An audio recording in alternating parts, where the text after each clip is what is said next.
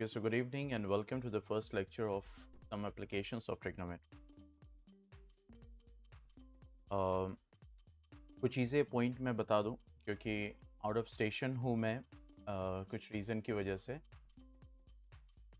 तो जब तक मैं अलीगढ़ में नहीं हूँ तो जैसे अब लेक्चर है वो मोबाइल डेटा पे ही अभी स्ट्रीम हो रहा है, बीच में प्रॉब्लम आ सकती है और जो लेक्चर अपलोड होगा उसमें भी टाइम लग सकता है क्योंकि मोबाइल डेटा की स्पीड इतनी नहीं होती है कि इतने हैवी लेक्चर्स को अपलोड जल्दी कर सके। ठीक है, तो हम लोग जो है उसके अकॉर्डिंग वर्क करेंगे। तीसरी चीज़ ये कि जो डेली बेसिस पे हम मैसेज करेंगे तो इसलिए अजीज़िया टीचिंग ऐप पे एक्टिव रहिए कि जब तक अलीगढ़ में नहीं हूँ, जब तक नहीं पहुँच जा रहा हूँ तो कुछ चीज़ें हैं जो लाइंड अप हैं, तो इसलिए डेली बेसिस पे हो सकता है क्लास किसी दिन ना हो, किसी दिन हो, रेगुलरिटी इरेगुलरिटी थोड़ी सी रहेगी। तो इसलिए डेली बेसिस पे मैं मैसेज करूँगा। हो सकता है क्लास के 1 घंटा पहले तक मैसेज जाए, ये भी हो सकता है, या मॉर्निंग में ही मैं कर दूँ। ठीक है, तो क्लास होगी या नहीं होगी का मैसेज डेली बेसिस पे पहुँचेगा। ठीक है, और उसके बाद अभी जो है जो टेस्ट और ये सारी चीज़ें हम लोगों ने शेड्यूल किया था वो अभी नहीं, अभी मैं रेगुलर क्लास लूँगा क्योंकि क्लासेस अफेक्टेड हुई, टेस्ट तो बाद में भी हो सकते हैं। तो मैं रेगुलर अभी क्लासेस लूँगा ऑन डेली बेसिस। ठीक है, मतलब कोई सैटरडे संडे मंडे कुछ नहीं, डेली बेसिस लूँगा। डेली बेसिस पे आपको मैसेज जाएगा। जब मैं अलीगढ़ पहुँच जाऊँगा तो उसके बाद नेक्स्ट मंथ से हम अपना जो रेगुलर शेड्यूल होता था टेस्ट का वो सारी चीज़ें कंटिन्यू रखेंगे। इस मंथ जितने दिन बचे हुए हैं इसमें सिर्फ हम क्लासेस लेंगे। ठीक है, सिर्फ क्लासेस होंगी। तो चलो, some applications of trigonometry. Trigonometry पे बेस्ड ये चैप्टर है और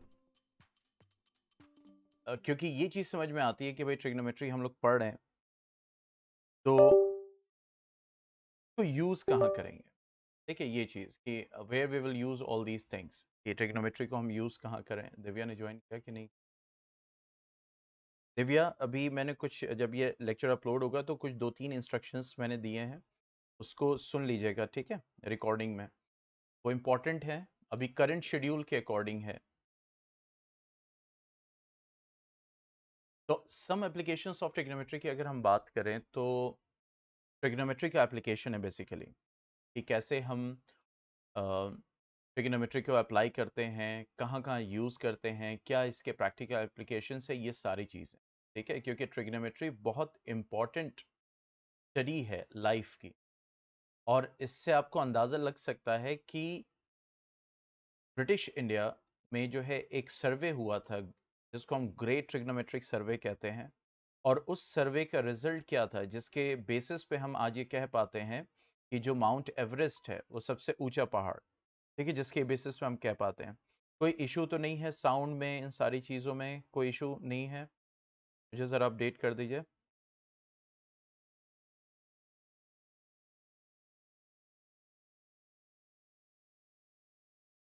ओके, ठीक है। तो जो ये सर्वे हुआ था वो ट्रिग्नोमेट्रिक मींस ट्रिग्नोमेट्री को यूज़ करके ही सर्वे किया गया था, और जिसकी वजह से हम आज ये कह पाते हैं कि जो माउंट एवरेस्ट, क्योंकि वो यही गया था इस बेसिस पे, सर जॉर्ज एवरेस्ट के ऑनर में वो का नाम दिया गया था।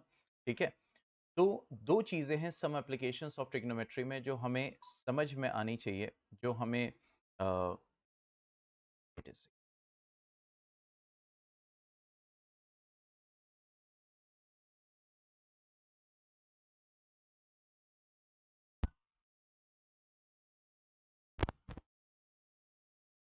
ठीक है, तो ये स्टडी किस पे बेस्ड है, तो दो चीज़ों का हमें आइडिया होना चाहिए। जैसे बहुत सारी चीज़ों में, बहुत जगह आपको बुक्स में हाइट्स एंड डिस्टेंसेस के नाम से भी ये चैप्टर आपको मिलेगा, सेम चीज़ है। ठीक है, क्योंकि यहाँ पे हम मेजर ही बेसिकली क्या करते हैं, हम डिस्टेंस मेजर करते हैं। या तो डिस्टेंस, मान लो कि ऑब्जर्वर यहाँ पे है और ये ऑब्जेक्ट है, मान लो ये कुतुब मीनार है, ये ऑब्जेक्ट है जिसको हमें ऑब्जर्व करना है, जिसको हमें स्टडी करना है। ठीक है, तो इसका जो डिस्टेंस है यहाँ से यहाँ तक, ठीक है, इस ऑब्जेक्ट की जो हाइट है या इसकी जो डिस्टेंस है, हॉरिजॉन्टल डिस्टेंस है।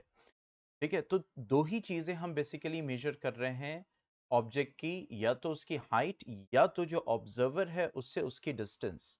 ठीक है, और जो स्टडी यूज़ होगा जो स्टडी होगा, जो यूज करेंगे वो हम कौन सा यूज करेंगे, दैट इज ट्रिगोनोमेट्री, क्योंकि उसी के एप्लीकेशन को हमें स्टडी करना है। तो दो चीजें हमें समझनी है, एक क्या है, लाइन ऑफ साइट, ठीक है, और एंगल ऑफ एलिवेशन, और एक और चीज है जिसको हम कहते हैं एंगल ऑफ डिप्रेशन, ठीक है, एंगल ऑफ डिप्रेशन कहते हैं। ये चीजें हमें समझ में आनी चाहिए, क्योंकि ये इसी बेसिस पे जो है हम यूज करेंगे मींस इस स्टडी को। तो एंगल ऑफ एलिवेशन बेसिकली देखो, अगर ऑब्जर्वर नीचे है, ठीक है, तो वो जो ऑब्जर्व कर रहा है ऑब्जेक्ट को, मतलब एक पर्टिकुलर टॉप पे ऑब्जर्व कर रहा है या उसके किसी एक पर्टिकुलर हाइट पे ऑब्जर्व कर रहा है, तो बेस से जब आप उस एंगल को मेजर करते हो, ठीक है, that is what the angle of elevation, ठीक है, कहाँ तक एलिवेट कर रहा है, कहाँ कितनी ऊंचाई तक जा रहा है, ठीक है, उसको हम एंगल ऑफ एलिवेशन कहते हैं। उसी के बाद अगर हम एंगल ऑफ डिप्रेशन की बात करें, तो वो कब लिया जाता है, जब हम बात करते हैं कि ऑब्जर्वर कहीं यहाँ पे हाइट पे है, जैसे मान लो यहाँ पे है, ठीक है, तो अब वो ऑब्जर्व कर रहा है नीचे, मतलब वहां से नीचे देख रहा है, तो बेसिकली एंगल ऑफ डिप्रेशन क्या कहलाएगा, लेकिन ये इसका चार्जर,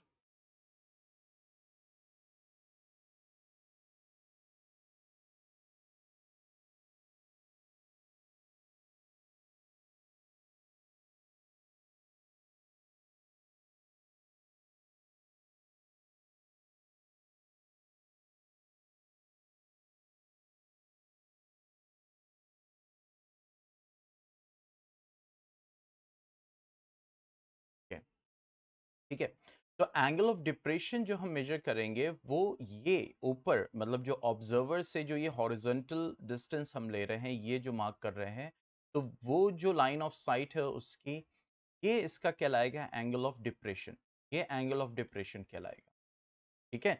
तो एंगल ऑफ डिप्रेशन दिया हो चाहे एंगल ऑफ एलिवेशन दिया हो, क्योंकि आपको पता है ट्रिग्नोमेट्री में एंगल की बहुत इंपॉर्टेंस है, बिना उसके आप कुछ कैलकुलेशन नहीं कर सकते, ठीक है। तो ये कहलाता है क्या, एंगल ऑफ डिप्रेशन।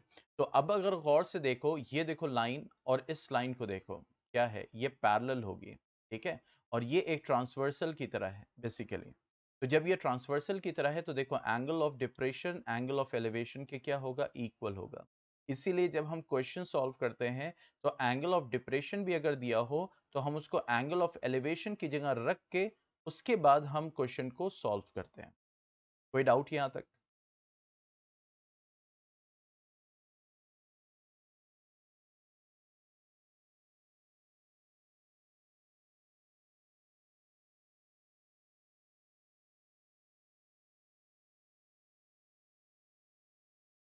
ठीक है, जैसे यहाँ पे भी देखो, यहाँ पे दिया हुआ है कि ये ऑब्जर्वर है, ठीक है, और ये ऑब्जेक्ट है जिसको ऑब्जर्व किया जा रहा है। तो देखो यहाँ इसकी एक लाइन ऑफ साइट है, ठीक है, और हॉरिजॉन्टल लेवल कोई डिफाइन नहीं है, वो उसका एक इमेजिनरी लेवल है, ठीक है। तो उसके बेसिस पे हम डिसाइड करते हैं इसको, उसका एंगल ऑफ एलिवेशन क्या है, पहली चीज। दूसरी चीज, किसी किसी क्वेश्चन में ऑब्जर्वर को मेंशन किया जाता है और उस ऑब्जर्वर की डिटेल नहीं दी जाती है, जैसे मिसाल के तौर पर कि अ, जैसे ये लड़की है, अब ये लड़की 1.2 मीटर्स टॉल है, अगर ये मेंशन है, ठीक है, तो इसका मतलब इस ऑब्जर्वर की भी हाइट यहाँ पे मेंशन की गई है, बहुत वहां पे इंपॉर्टेंस है इस चीज की, उसको कंसिडर करना इंपॉर्टेंट है। अगर बोल रहा है कि लड़की है और ऑब्जेक्ट को ऑब्जर्व कर रही है और ये एंगल है, ये डिस्टेंस है और सारी डिटेल्स दी हुई हैं, इसकी हाइट वाइट कुछ नहीं दी हुई है, तो इसका मतलब ये लड़की जो है, इसको हम पॉइंट ऑब्जर्वर के तौर पे देखेंगे। पॉइंट ऑब्जर्वर, हालांकि उसकी अपनी हाइट वाइट होगी, लेकिन पॉइंट ऑब्जर्वर के तौर पे देखेंगे कि ये जो इसकी हाइट है, ये इस कैलकुलेशन पे कोई इसके फर्क नहीं डाल रही है, ठीक है। इस वजह से वहां पे उस लड़की की या उस लड़के की या उस जिसको कहते हैं कि जो भी ऑब्जर्वर है उसकी डिटेल नहीं दी होती है, तो फिर उसको पॉइंट ऑब्जर्वर माना जाता है और उसको as a zero, as a point consider करके फिर हम उसको सॉल्व करते हैं। ऐसे क्वेश्चंस आपको मिलेंगे, और जब आप सम एप्लीकेशंस ऑफ ट्रिग्नोमेट्री में जो हम चैप्टर पढ़ रहे हैं, जब आप इनको देखोगे, ठीक है, तो आपको क्वेश्चन के कुछ स्पेसिफिक टाइप्स ही दिखाई देंगे, और उसी टाइप के क्वेश्चन ही आपको रिपीटेडली कहीं भी आप सॉल्व करोगे, चाहे वो आर एस अग्रवाल में ले लो, आर डी शर्मा में ले लो, उसी टाइप ऑफ क्वेश्चंस को आपको मिलेंगे। मतलब क्वेश्चन पूछने का तरीका तो डिफर हो सकता है, लेकिन जो फाइनल आप डायग्राम ड्रॉ करोगे, क्योंकि डायग्राम ड्रॉ करना बहुत इंपॉर्टेंट है, ये याद रखिएगा इसमें, ठीक है? बिना उसके तो आप कुछ कर ही नहीं सकते। इसलिए आप इतना प्रैक्टिस करोगे कि फौरन अगर आए तो हाँ, ये भी नहीं कि हाथ से खींच दिया। आप स्केल यूज करोगे, पेंसिल यूज करोगे, तो प्रैक्टिस इतनी करनी है कि जो आप डायग्राम ड्रॉ करो ट्राइंगल का, या फिर बिल्डिंग बिल्डिंग तो वैसे नहीं बनाना है कि पूरी बिल्डिंग बैठ के आर्ट दिखा रहे हैं, उसको एज अ ट्राइंगल ही शो करना है, ठीक है? लेकिन उसकी प्रैक्टिस होनी चाहिए, क्योंकि डायग्राम इसमें मस्ट होता है, बिना डायग्राम के आपको शो ही नहीं कर सकते। क्लियर?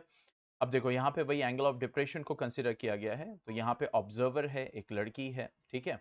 और इसका हॉरिजॉन्टल लेवल देखो, ये एक इमेजिनरी लिया गया है, और ये एंगल लाइन ऑफ साइट है इसकी, जो ऑब्जेक्ट को यहाँ से देख रही है, तो ये एंगल ऑफ डिप्रेशन है। तो अकॉर्डिंग टू, जैसे कि आप जानते हैं ऑल्टरनेट इंटीरियर एंगल, देखो तो यहाँ पे यही एंगल है, मान लो ये 50 डिग्री है, तो ऑटोमेटिकली ये भी क्या हो जाएगा, 50 डिग्री हो जाएगा। तो हम सॉल्व करेंगे कि भाई ये लड़की कितने हाइट पे खड़ी है, अगर पूछ रहा है क्वेश्चन में, या इस लड़की से बॉल कितनी दूर है, या इस बिल्डिंग से बॉल कितनी दूर है, तो वो भी सॉल्व हो जाएगा अगर हम इस एंगल ऑफ डिप्रेशन को यहाँ एंगल ऑफ एलिवेशन में पुट कर देंगे। जो सॉल्व करेंगे वो आंसर एकदम ऑटोमेटिकली करेक्ट आएगा, ठीक है? अब जैसे यहाँ एग्जाम्पल 1 है, तो सॉल्व करते हैं। अब देखो, ये दिया हुआ है एग्जाम्पल 1, क्या बोल रहा है? अ tower stands vertically on the ground. अब देखो एक टावर को लिया गया, लेकिन इन्होंने क्या किया, देखो फाइनली इस टावर को एक ट्राइंगल का हाइट बनाया है। क्लियर? तो अ tower stands vertically on the ground from a point on the ground which is 15 meter away from the foot of the tower. The angle of elevation of the top of the tower is found to be 60 degree. Clear? तो अब यहाँ पे एक tower खड़ा है, wait a second,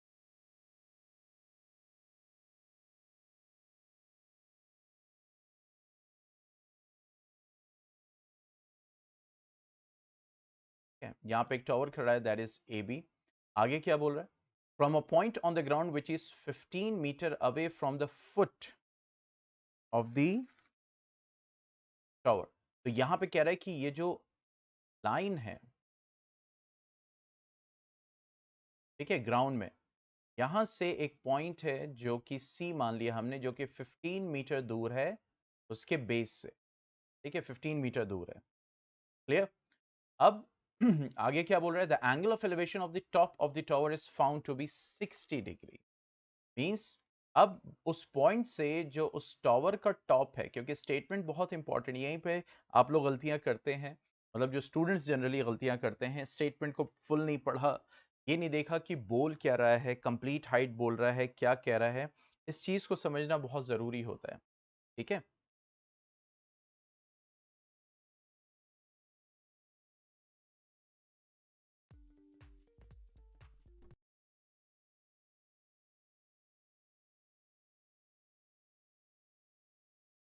clear?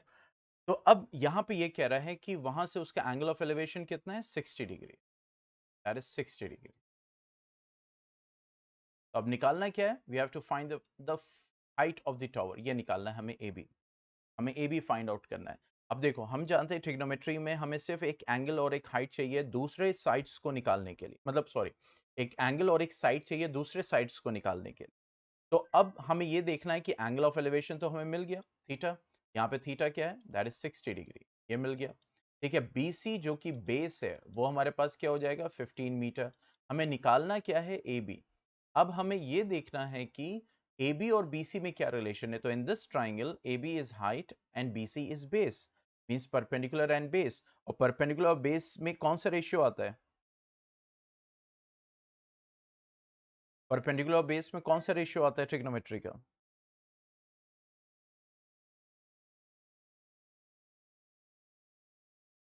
या tan या cot, okay?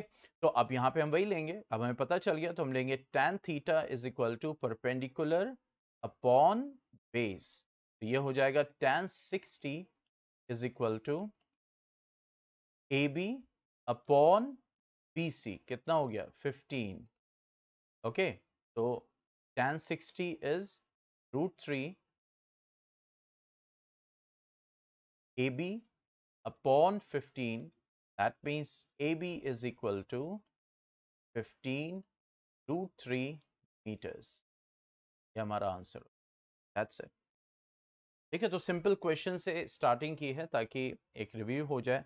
अच्छा, दूसरी चीज़ मैं अपडेट लेना चाहूँगा कि स्कूल में आप लोग के क्या चल रहा है। अब तो स्कूल स्टार्ट हो गए होंगे, क्योंकि बीच में ऐसा इंसिडेंट हुआ कि ऑटोमेटिकली मुझे सारी चीज़ें कुछ दिनों के लिए सब शट डाउन करना पड़ा, मैं कनेक्ट नहीं हो पाया। ठीक है, और तो वही मैं जानना चाहूँगा कि अभी क्या चल रहा है स्कूल में, मैथ्स में क्या चल रहा है, साइंस में क्या चल रहा है, थोड़ा सा मुझे अपडेट दीजिए। मैथ्स में क्या चल रहा है, फिजिक्स में, केमिस्ट्री में, बायो में, ताकि उसी के अकॉर्डिंग फिर मैं अपनी स्पीड को ले जाऊंगा।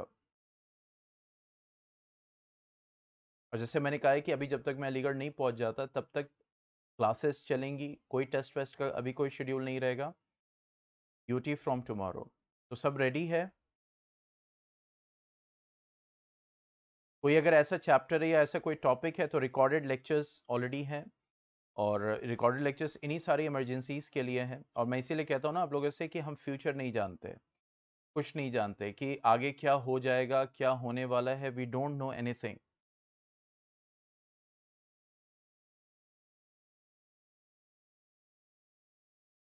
तो इसीलिए हमें अपने प्रेजेंट को जो है वो यूटिलाइज करना पड़ता है। जो प्रेजेंट में है उसको यूटिलाइज कर लें, क्योंकि फ्यूचर हम नहीं जानते आगे क्या होगा। तो ऑब्वियसली ये सारी चीज़ें हैं। यस वैभव, आप बताइए।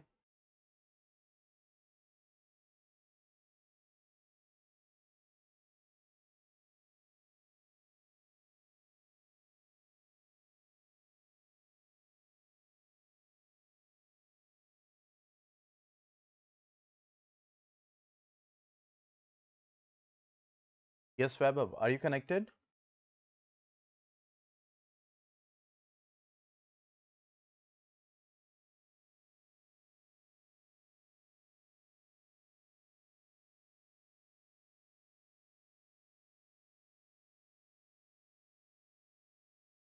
ओके, अब देखो ये एग्जाम्पल 2 है।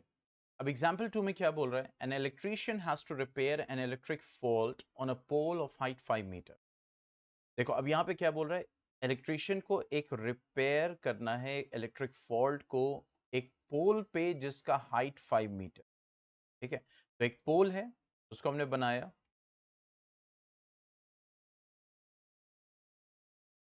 ठीक है, अब इस पोल की हाइट 5 मीटर है। बहुत ध्यान से समझना इस क्वेश्चन। पोल की हाइट 5 मीटर है। ठीक है, he needs to reach a point 1.3 metre below the top. अब ये टॉप है। अब उसको ये नहीं करना कि जहां पे फॉल्ट है वहीं पे जाके एकदम सीढ़ी को लगा देना है, ऐसा तो कोई नहीं करता। ठीक है, उसके नीचे ही सीढ़ी को रखता है। प्रैक्टिकली सिचुएशन ये होता है, अगर फॉल्ट यहाँ पे है तो सीढ़ी यहाँ रखेगा तभी तो पहुंचेगा। अब ये थोड़ी सीढ़ी को उठा के यहीं पे रख देगा। क्लियर? तो इस टाइप के क्वेश्चन, ताकि प्रैक्टिकली जो क्वेश्चन बोल रहा है उस डायग्राम को आप प्रैक्टिकली ड्रॉ कर सको, ये चीज इंपॉर्टेंट होती है। ठीक है, तो ये कह रहा है she needs to reach a point 1.3 metre below the top of the pole to undertake the repair work. यानी 1.3 मीटर बिलो, टॉप से नीचे आना है। क्लियर? तो मान लीजिए आपने कोई यहाँ पॉइंट लगा दिया सी, और ये 1.3 मीटर ये है यहां से ऊपर से, यानी एसी जो है वो क्या है? 1.3 मीटर से।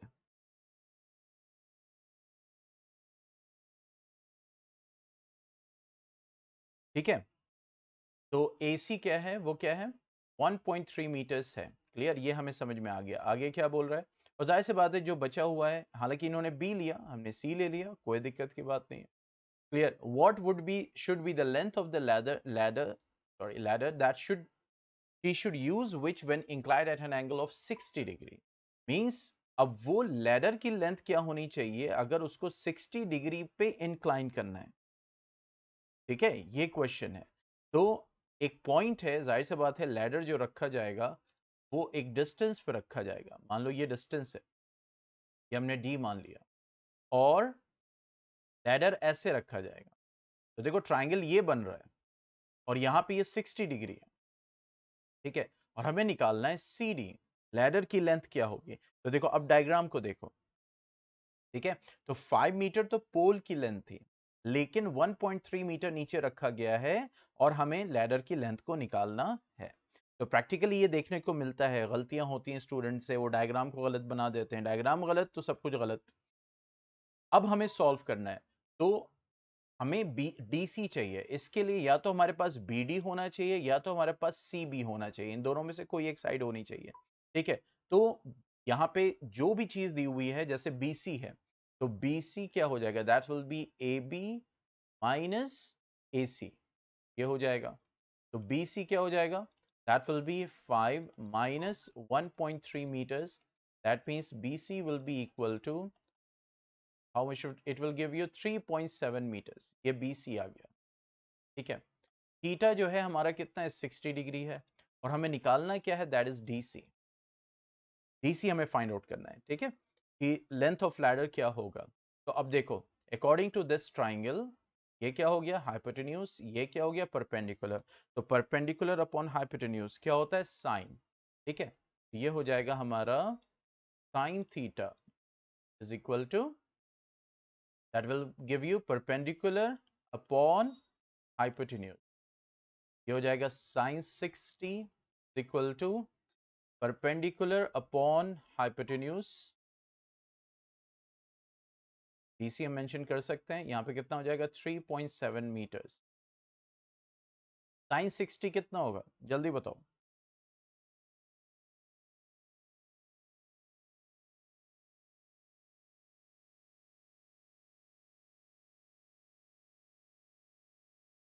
ओके, दिव्या कह रही है √3/2। यस वैभव।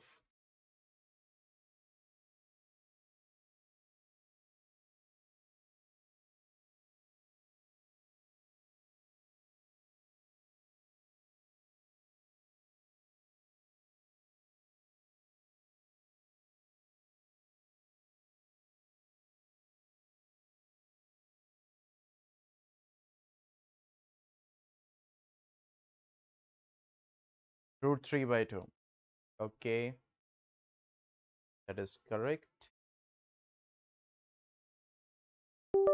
ओके, तो ये हो जाएगा कितना, √3/2, और B C that will give you 3, that is 3.7 metres. Okay, so BC will come out to be, that will be cancel out, तो कितना हो जाएगा, that will give you 2 1.85 meter, so BC will give you 1.85 into √3 meters। ठीक है, अब देखो यहाँ पे भी √3 की देखो यहाँ वैल्यू दी हुई है, ये देखो। ठीक है, तो वैल्यू देने का मतलब है कि आपको वो यूज करना है। ठीक है, ये हो जाएगा 1.7, अगर 1.7 दिया है तो वो रखना है, 1.73 दिया है तो वो रखना है, 1.732 दिया है तो वो रखना है, जो वैल्यू दी हुई है उसको रखना है। अब जाहिर सी बात है मल्टीप्लाई करोगे, इसका एक फाइनल आंसर आ जाएगा। ठीक है, तो इस तरीके से, जैसे यहाँ पे ये क्वेश्चन था, ये पॉइंट था, इसको समझना जरूरी था। ओके,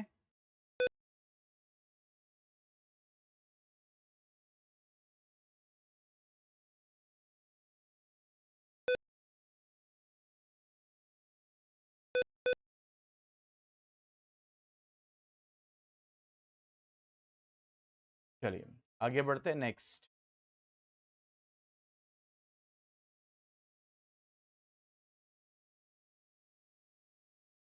तो यहाँ पे 2.14 अप्रॉक्स आंसर आएगा। Coming to the next question.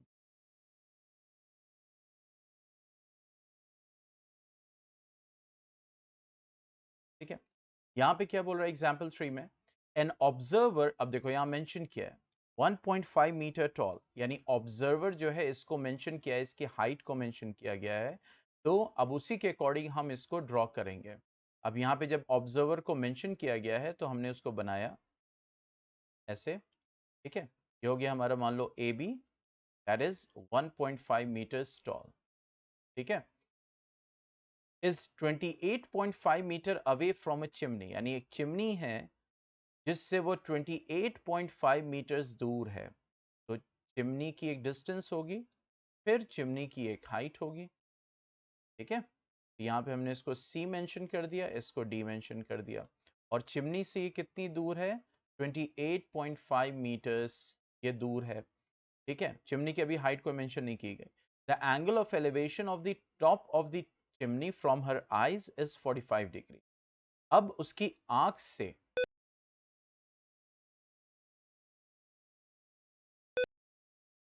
ठीक है, कि आंख से, यहां से देखो चिमनी की जो हाइट है, उसका जो टॉप है, उसको वो देख रही है। ठीक है, हम चाहते तो यहां से अब देखो जब डायग्राम बन के तैयार हो जाएगा ना, तो देखना डायग्राम्स आपको स्पेसिफिक टाइप के ही मिलने वाले हैं फाइनली। ठीक है, तो यहां पे क्या होगा, क्योंकि जब ट्रिग्नोमेट्री को अप्लाई करते हैं तो हमें ये देखना होता है कि हम कल से कुछ और अरेंजमेंट करना पड़ेगा एक्चुअली।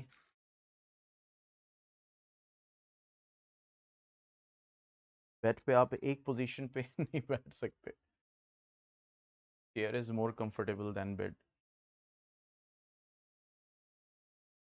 पूरा पैर मेरा नम हो गया।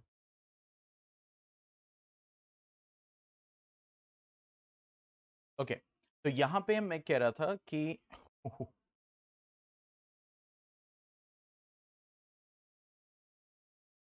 ओके, कि जब आप इसको देखेंगे तो आपको स्पेसिफिक टाइप, अब जनरली बच्चे कंफ्यूज होते हैं कि एक ही डायग्राम में दो ट्राइंगल्स मिल रहे हैं, दो तरह के ट्राइंगल्स मिल रहे हैं, तो कैसे सॉल्व करें। तो यही मैं कह रहा हूं, अभी शुरू से बता रहा हूं, जब हम चैप्टर तक एंड करेंगे ना, तो आप देखोगे कि जो स्पेसिफिक टाइप ऑफ डायग्राम्स मिल रहे हैं आपको यहाँ स्क्रीन पे, तो वो स्पेसिफिक टाइप ऑफ डायग्राम्स को उसी तरीके से सॉल्व किया जा रहा है। क्वेश्चन कोई सा भी हो, उसका अगर आउटकम जो डायग्राम का आ रहा है वो अगर सेम है, तो बस आपको ये देखना है, क्योंकि ट्रिग्नोमेट्री में आपको क्या चाहिए, आपको चाहिए एक राइट एंगल ट्राइंगल, उसको सर्च आउट करना है, और जो निकालना है उसको देखना है। बस इस पे आपको दो चीजों पे फोकस होना चाहिए। ठीक है, इसी चीज को माइंड में रखोगे, सारी चीजें समझ में आएगी। अब जो कह रहा है कि उसका जो ऑब्जर्वेशन है, वो जो ऑब्जर्व कर रही है, तो जो ऑब्जर्व कर रही है वो उसकी आंख से कर रही है। ठीक है, तो वहां से ये जो एंगल ऑफ एलिवेशन है कितना है? 45 डिग्री है। ये ई बना दिया हमने। आगे क्या बोल रहे हैं? What is the height of the chimney. अब देखो हाइट ऑफ द चिमनी क्या होगा। अब ये डायग्राम देख लो, ये वन टाइप ऑफ डायग्राम है। अभी इससे पहले एक डायग्राम देखा था, वो एक वन टाइप, ये सेकंड टाइप ऑफ डायग्राम है। ठीक है, कुछ क्वेश्चंस में आपको इसी टाइप के डायग्राम फाइनली आएंगे ही आएंगे। क्लियर। अब जैसे ही आपको हाइट ऑफ द चिमनी निकालना है, तो height of the chimney DC है। अब डीसी में ईसी ऑलरेडी गिवन है। ईसी कितना गिवन है? 1.5 मीटर्स पहले से ही गिवन है। ठीक है, और एई भी गिवन है, कितना है? 28.5 मीटर्स, ये भी गिवन है। तो अगर हम डीई निकाल लें, तो डीई प्लस ईसी अगर हम करेंगे तो हाइट ऑफ द चिमनी आ जाएगा। अब देखो डीई जब हमें निकालना है तो क्या डी, अब देखो अप्रोच को समझो। डीई अगर हमें निकालना है तो ये डीई ट्राइंगल का किसी कोई एक साइड होनी चाहिए। ठीक है, क्योंकि डीई अगर निकालोगे तो यहाँ पे एक राइट एंगल ट्राइंगल तुम्हें मिल रहा है, दैट इज एईडी, उसका ये पार्ट है। उसका एक साइड भी मिल गया आपको, एक एंगल में मिल गया, डीई निकाल लोगे। बात समझ में आ रही है?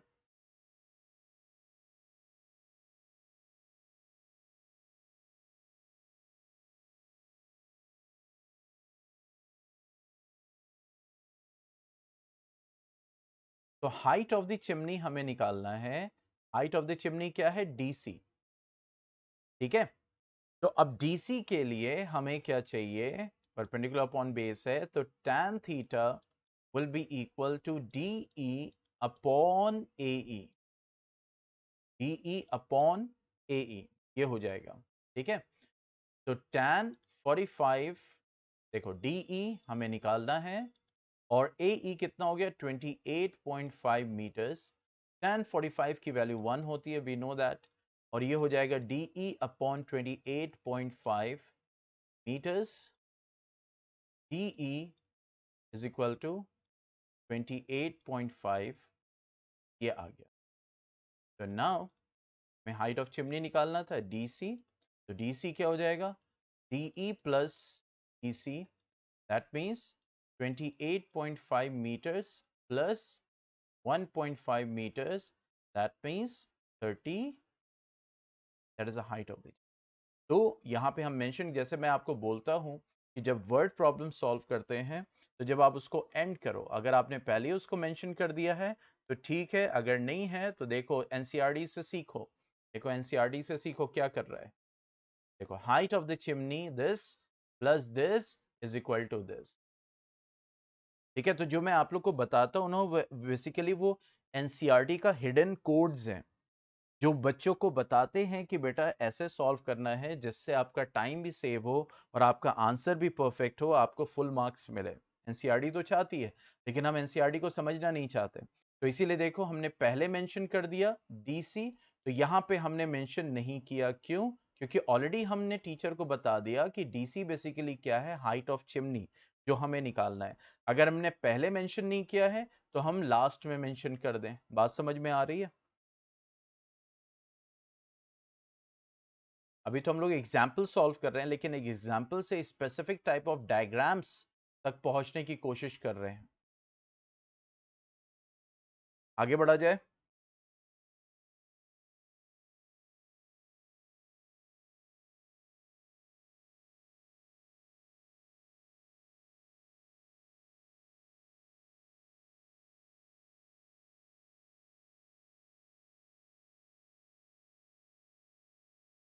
ओके, चलिए अब आते हैं नेक्स्ट। अब देखो next example, next type of diagram.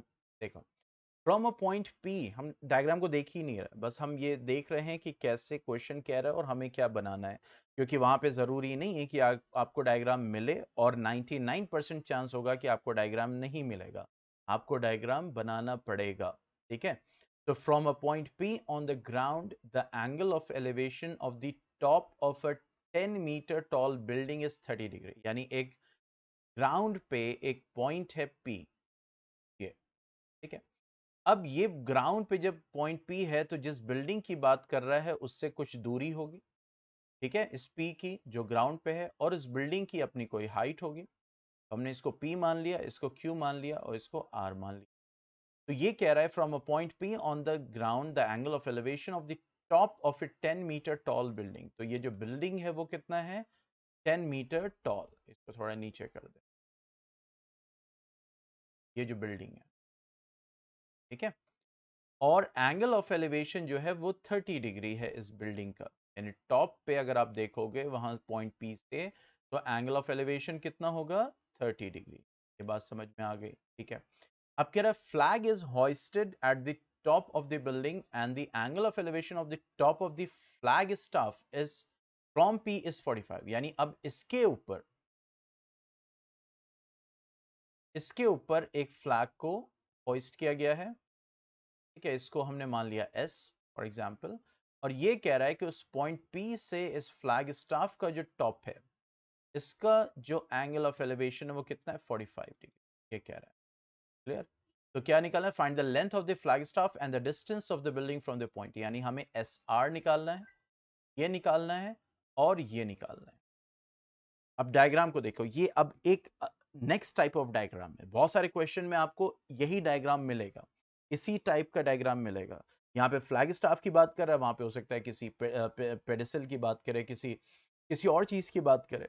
ठीक है, तो अब यहाँ पे क्या करना है, देखो जो भी क्वेश्चन हो, जो भी डायग्राम है, आपकी नजर गड़ी होनी चाहिए सिर्फ राइट एंगल ट्राइंगल।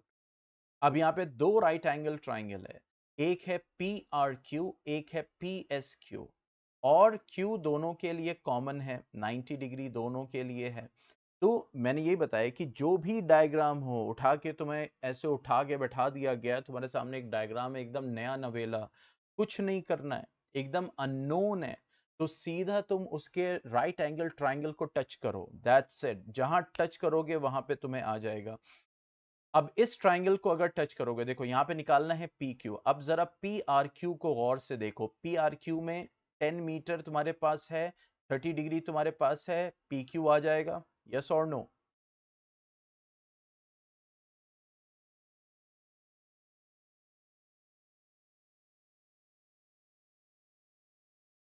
ठीक है,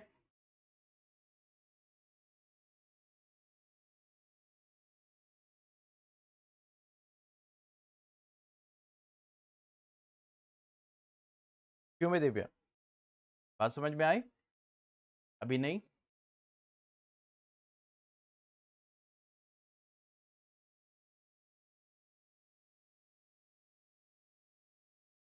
ट्राइंगल पी आर क्यू में आगे। अच्छा, अब तुम्हें एस आर चाहिए। एस आर तुम तभी निकाल सकते हो ना जब एस क्यू में से तुम क्यू आर को माइनस करोगे।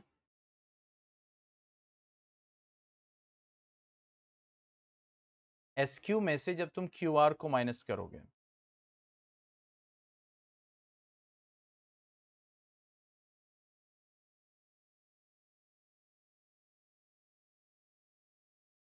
ठीक है, तो एस क्यू के लिए तुम्हें बड़े ट्राइंगल को टच करना है। देखो, अब एस क्यू निकालने के लिए तुम्हें चाहिए पी क्यू। अब फोकस करो सिर्फ पी एस क्यू ट्राइंगल पे। तो एस क्यू निकालने के लिए तुम्हें चाहिए पी क्यू या फिर P S. Clear? P S मालूम करने का तो यहाँ पे कोई सीधा सोल्यूशन है नहीं। तो पी क्यू ऑलरेडी हम पिछले ट्राइंगल से निकाल चुके हैं, तो इस पी क्यू को यूज करके हम एस क्यू निकाल सकते हैं। और एस क्यू में से फिर आर क्यू माइनस कर देंगे, हमारा लेंथ ऑफ फ्लैग स्टाफ आ जाएगा। क्लियर? तो अब यहां पे हम क्या करेंगे, in triangle P R Q या पी क्यू आर, ये कर दिया, राइट एंगल ट्राइंगल को बीच में रख दिया। ठीक है, पी क्यू आर। क्लियर? तो अब हमें चाहिए परपेंडिकुलर हो गया, ये बेस हो गया। तो परपेंडिकुलर बेस का रेशियो क्या हो जाएगा, tan 30 is equal to Q R upon P Q. तो tan 30 क्या हो जाएगा, 1/√3। और क्यू आर क्या हो जाएगा, दैट विल बी 10 मीटर्स। और पी क्यू हमें चाहिए। तो अब देखो पी क्यू क्या हो जाएगा, दैट विल बी 10√3 मीटर्स। ये तो निकाल लिया। अब हमें क्वेश्चन को नहीं भूलना है। अब देखो यहाँ पे दिया हुआ है, √3 की वैल्यू दी हुई है, तो हम स्किप नहीं कर सकते, हमें वो लगाना ही पड़ेगा। तो 10 इंटू 1.732, अब देखो यहाँ 1.732 दिया है, इसको हम मेंशन करेंगे। तो देखो पी क्यू की क्या वैल्यू आ गई, 17.32 मीटर्स। ये पी क्यू की वैल्यू आ गई।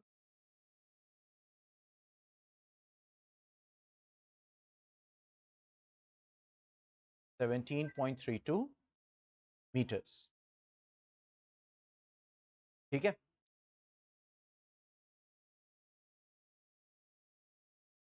अब देखो, अब उससे हमारा पी क्यू आ गया। अब हमारा फोकस बड़ा वाला ट्राइंगल। देखो फोकस ट्राइंगल्स पे ही है। क्लियर? हमें चाहिए था एस आर, लेकिन इस एस आर ये डायरेक्टली नहीं आएगा। क्लियर? अच्छा, ये जो हमने पी क्यू निकाला है, क्योंकि ये हमारा हमें सॉल्व करना है, यह हमें निकालना है the distance of the building from point P. तो इसको मेंशन कर देंगे ताकि हमारी एक जिम्मेदारी पूरी हो जाए। ठीक है, तो हम यहाँ पे लिखेंगे therefore the distance of the building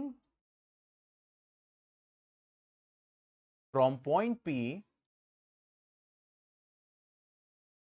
is equal to 17.32 meters। 17.32 meters। ठीक है, अब ये आ गया। अब नेक्स्ट हमें क्या चाहिए, हमें चाहिए एस क्यू। हमें क्या चाहिए, एस क्यू चाहिए। तो इन ट्राइंगल, इसीलिए मैंने इसको रिमूव किया जो बीच का पी आर था, ताकि विजुअलाइजेशन आपके स्ट्रांग हो, आप समझ सको चीजों को।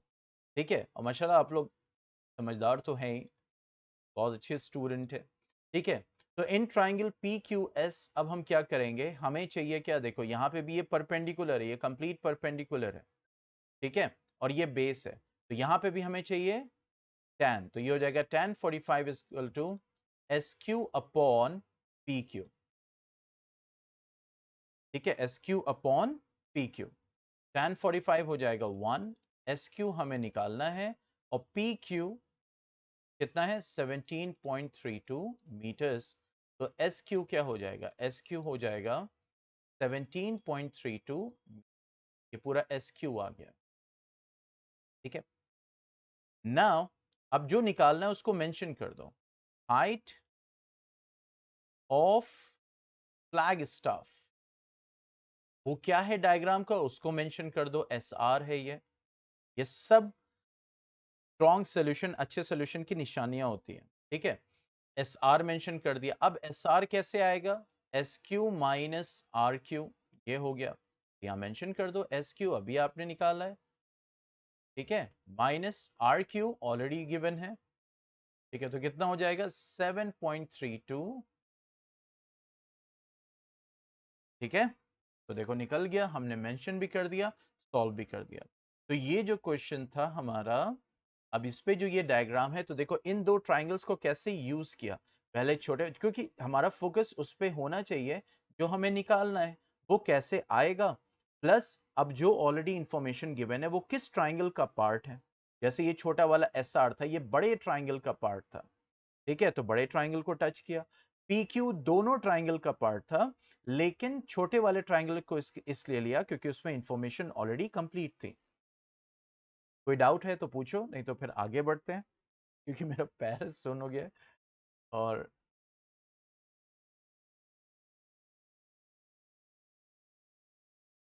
और मैं आप लोग को थैंक करना चाहूँगा कि आप लोगों ने ऐसे वक्त में मुझे बहुत सपोर्ट किया, सिचुएशन को समझा, क्योंकि ज़िंदगी से फादर का चला जाना क्या होता है वो वही महसूस करता है जो के फादर या मदर चले जाते हैं ज़िंदगी से।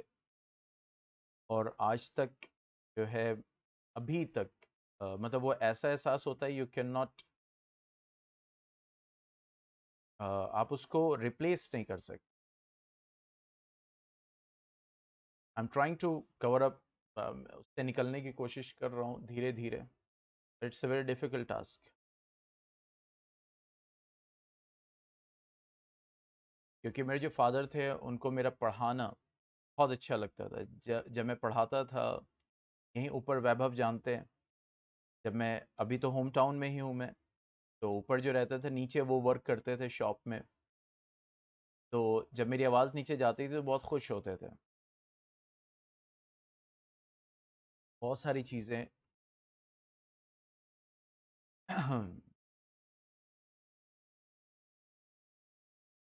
यस, मैंने, शायद आप लोग को याद हो कि जब मैं जून में पढ़ा रहा था, जून का जो इनिशियल हफ्ता था, तो मैं आप लोग से बार बार कहता था कि मीन्स हो सकता है मेरा जाना हो सकता है, क्योंकि मेरे फादर बुला रहे थे, तो कौन मालूम है कि वो कुछ दिन बाद रहेंगे ही नहीं। वही चीज़ होती है, फादर पेरेंट्स हैं, बहुत आदमी कदर करे उनकी, नहीं तो फिर अफसोस ही करता रह जाता है। जब मई में वो 2 दिन के लिए आए थे अलीगढ़, मैंने ऑफ भी किया था उस दौरान, शायद एक दिन के लिए, आप लोग बताए थे मेरे पेरेंट्स आए हुए हैं, वो लास्ट मुलाकात थी। बाकी चलिए बताइए, इसमें कोई डाउट है, नहीं तो फिर आगे बढ़ते हैं।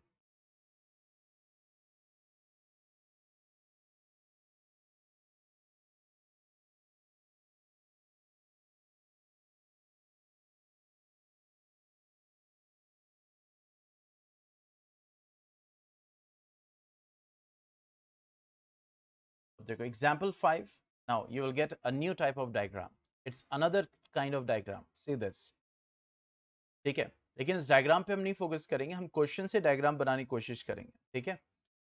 तो आगे बोल रहा है, the shadow of a tower standing on a level ground is found to be 40 metre longer when the sons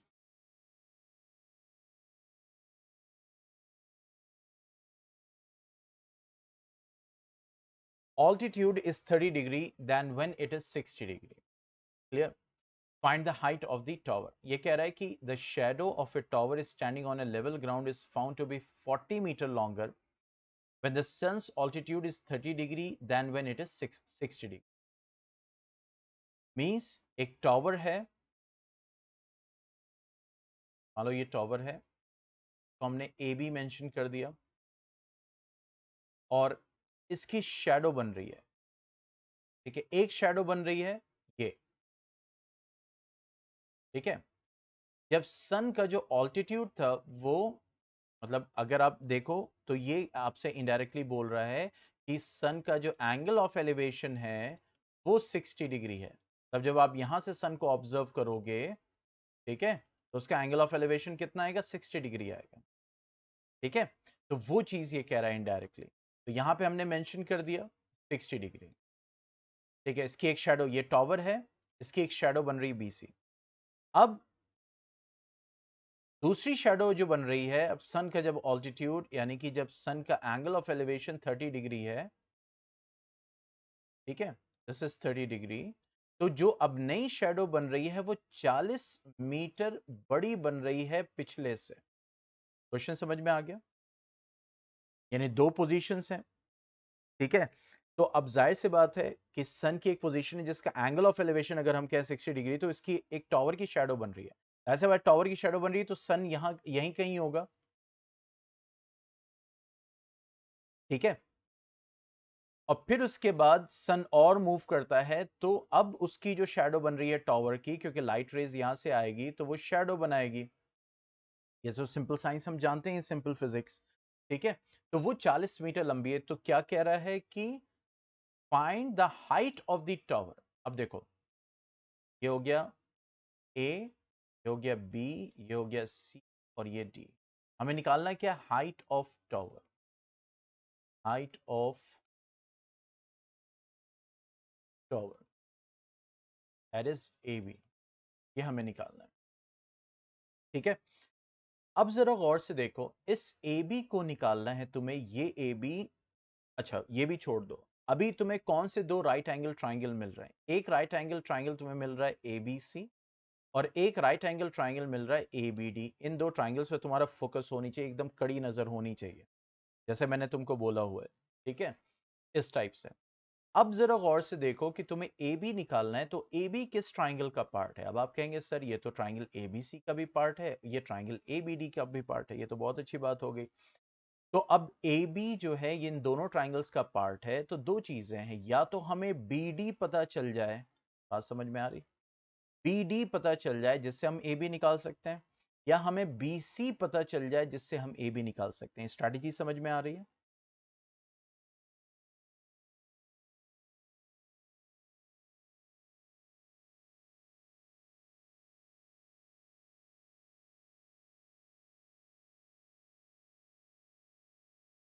तो उसके लिए वो डिवाइस था ना, डिवाइस, ये डिवाइस, वो पूरा उसका मेजरमेंट होता है, उसकी वर्किंग आप यूट्यूब पे सर्च कीजिएगा, एक वीडियो अवेलेबल है बहुत अच्छी, वो आपको थियोडोलाइट जो है उसकी वर्किंग बताएगा कैसे। क्योंकि देखो, हाइट अगर निकालना है तो तुम्हें क्या चाहिए, यहाँ पे क्या चाहिए, मतलब ये अगर माउंट माउंट एवरेस्ट है तो जहाँ पे वो इंस्ट्रूमेंट है, क्लियर, और ये जहां तक उसका एंगल बन रहा है, बस आपको क्या चाहिए, दो चीज चाहिए ना, एक एंगल, कितना एंगल बन रहा है, और उसकी डिस्टेंस।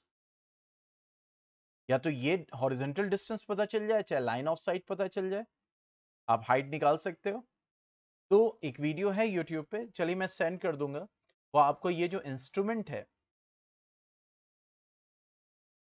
ये वाला, दैट इज थियोडोलाइट, इसकी वर्किंग वर्किंग कैसे होती है, कैसे किया जाता है, वो सब आपको उसमें पता चल जाएगा। It's a kind of, you can say a telescope. देखो, surveying instrument which is based on the principle of trigonometry is used for measuring angles with a rotating telescope, ठीक है, एंगल मेजरमेंट के लिए होता है, ठीक है। तो एंगल मेजर कर लिया तो आप निकाल सकते हो। मेन ट्रिग्नोमेट्री में रोल क्या है? एंगल है, आपके पास साइड सब कुछ अवेलेबल है, लेकिन आपको एंगल नहीं पता तो आप कुछ नहीं कैलकुलेट कर सकते। Trigonometry is totally based on angle, side पे तो है ही, लेकिन अल्टीमेट जो आपको जिसको कहते हैं ना हथियार चाहिए, वो क्या है? That is angle. पे थे हम लोग, हाँ इसी पे थे, ठीक है। अब देखो, बीडी के लिए भी तुम्हें क्या चाहिए? तुम्हें चाहिए बीडी, तो इसमें 40 प्लस दिस करना पड़ेगा। बीसी अभी भी अननोन है, ये अननोन है तुम्हारे पास। अच्छा ये बताओ, क्या बीसी तुम्हें कैलकुलेट करना है, मतलब कुछ फाइनल आंसर में चाहिए बीसी?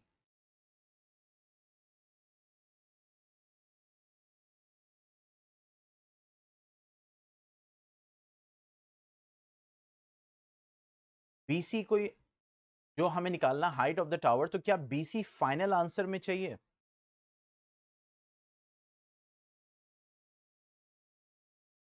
नहीं चाहिए। तो इसका मतलब हमें बीसी को बस यूज करना है, फिर हटा देना है। मतलब कि जो बीसी हमें क्यों यूज करना है, कि देखो, जो छोटा वाला ट्राइंगल है इसमें ए बी निकालने के लिए भी तुम्हें बीसी की जरूरत पड़ेगी, और जो बड़ा वाला ट्राइंगल उसमें ए बी निकालने के लिए भी बीसी की जरूरत पड़ेगी। लेकिन बीसी को हमें सीरियसली नहीं लेना, सिर्फ एक कनेक्टिंग लिंक के तौर पे लेना है, ताकि हम ए बी तक पहुंच सके, जो हमारा फाइनल डेस्टिनेशन। इसलिए हम बीसी को यहाँ पे हम मान लेंगे एक्स, मान लीजिए हमने एक्स मान लिया, ठीक है, आसानी के लिए। क्लियर? अब देखो, अब ये दो ट्राइंगल है। सबसे पहले इन ट्राइंगल ए बी सी ये हमने लिया। अब देखो ये परपेंडिकुलर, ये बेस है, तो ये हो जाएगा tan 60 is equal to A B upon B C. ये हो जाएगा √3 is equal to A B upon X. That means A B is equal to X √3 metres. ये 1 मान लिया। हालांकि निकालना हमें ए बी है, तो ए बी भी अननोन है, एक्स भी अननोन है, लेकिन फाइनल क्या रहना चाहिए, ए बी। तो या तो एक्स की वैल्यू निकाल लें तो ए बी की वैल्यू आ जाएगी। ठीक है, दोनों अप्रोच कर सकते हैं। सेकेंड हम लेंगे in triangle A B D. अब यहां पे देखो क्यों, क्योंकि दो ट्राइंगल्स हैं और दोनों ट्राइंगल में एक कंप्लीट साइड नहीं दी हुई है।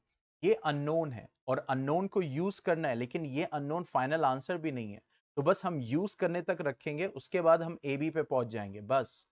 ठीक है, तो ये हो जाएगा हमारा tan 30 equal to A B upon B D. ठीक है, और बी डी क्या हो जाएगा 40 प्लस एक्स। तो अब देखो मैं यहीं पे कर दे रहा हूँ, ए बी क्या हो गया, that will be 40 plus X √3 metres. ये सेकेंड आ गया। अब दो चीज है, या तो x को ab के रेस्पेक्ट में रख लो, या तो ab को x के रेस्पेक्ट में रख लो। तो हमने ab को x के रेस्पेक्ट में रख लिया। देखो now equating 1 and 2 we get कितना हो जाएगा, x √3 is equal to 40 √3 plus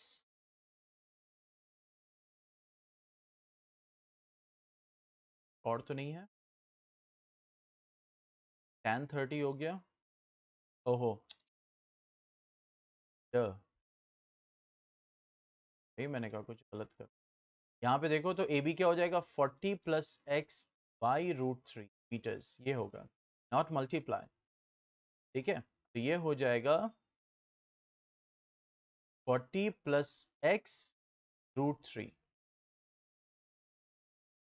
तो देखो उस डायग्राम को कैसे सॉल्व, √3 इधर आएगा तो 3x हो जाएगा, और ये आ जाएगा 40 प्लस एक्स, एक्स इधर जाएगा तो 2x हो जाएगा 40।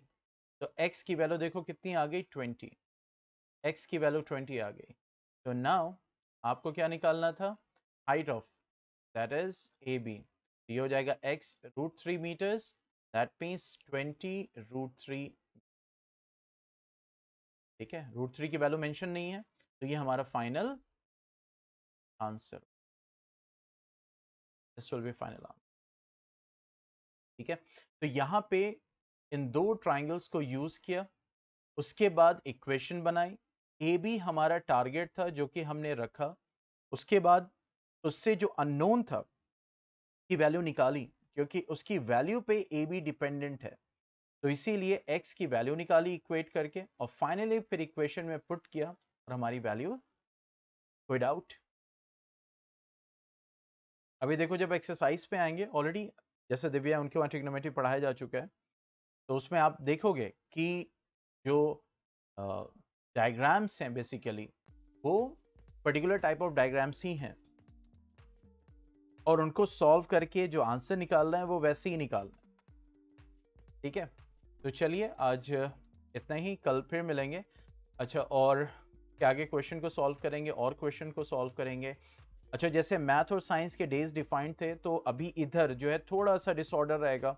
हो सकता है मैं मैथ्स जो है कंटिन्यू कर दूं, साइंस को कम रखूं, इस टाइप से हो सकता है, पॉसिबिलिटी हो सकती है। ठीक है, लेकिन चाहे तो मैं अकॉर्डिंग टू डेज भी मैं ले सकता हूँ। जैसे मैंने कहा शुरू में कि सैटरडे संडे कोई वो नहीं है, कोई सैटरडे संडे नहीं अभी फ़िलहाल के लिए, सब दिन क्लास होगी। ठीक है, संडे में हो सकता है मैं मॉर्निंग में ले लूँ, ये पॉसिबिलिटी है।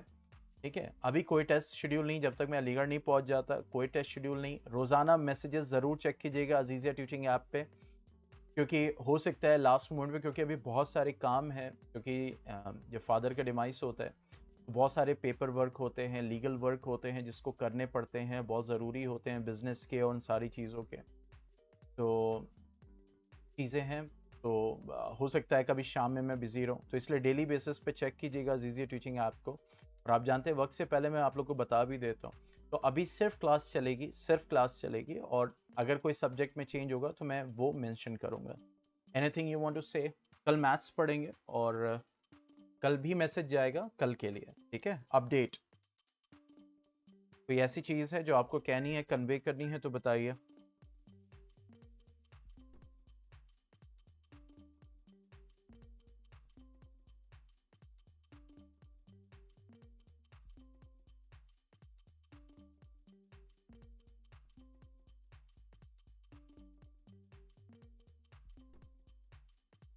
यस वैभव।